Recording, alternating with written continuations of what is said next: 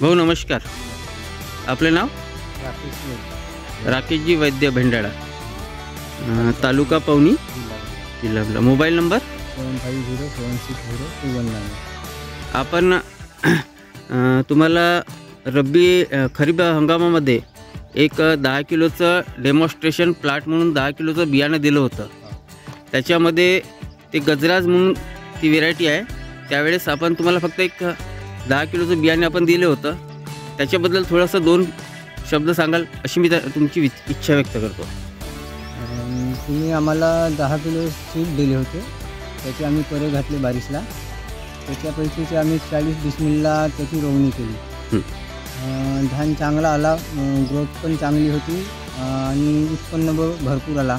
इतर धानाच्या तुलनेत आता म्हणजे 14 बोरे 12 क्विंटलच्या जवळपास आपल्याला उतारा आला. अच्छा. तर माझ्याकडे जो महिंद्रा धान होता त्याच्या तुलनेत चांगला वाढला. त्याच्यामुळे मी या उन्हाळी सीझनला मी त्याचा परा 4 एकरात. आता तुम्ही आपण जे बियाणं दिलं त्याचं तुम्ही सीड 4 एकरामध्ये आता लागवड केली नवीन. आपण फक्त तुम्हाला 10 किलो बियाणं दिलं होतं. एक 35 ते 40 डिसमिल हे क्षेत्र होतं आणि त्याच्यामध्ये तुम्हाला 14 बोरे म्हणजे नियर अबाउट 12 क्विंटल उत्पादन आलं. आणि तेच बियाणं तुम्ही आता ह्या 4 एकरामध्ये लावलं. हा ठोकर धान 110 ते 15 दिवसाचं आपण दिलं होतं. हे तुम्हाला रब्बी आणि खरीप ह्या दोन्ही हंगामासाठी उपयुक्त आहे.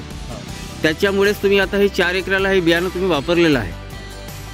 आता त्याच्यामध्ये ते लोंबीची लांबी आणि वजनाबद्दल थोडीशी माहिती द्याल अशी मी इच्छा करतो. इतर धानाच्या तुलनेत लोंब भरपूर मोठी आहे आणि वजनदार धान आहे. अच्छा. आपण इतर शेतकऱ्यांना काय सांगू इच्छिता?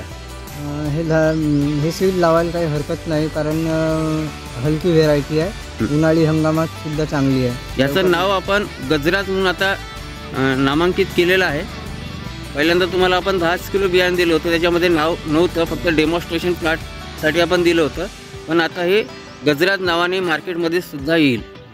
आणि हे तुम्ही जे 4 एकर क्षेत्र लावलं याचा हा प्रात्यक्षिक प्लॉट आहे.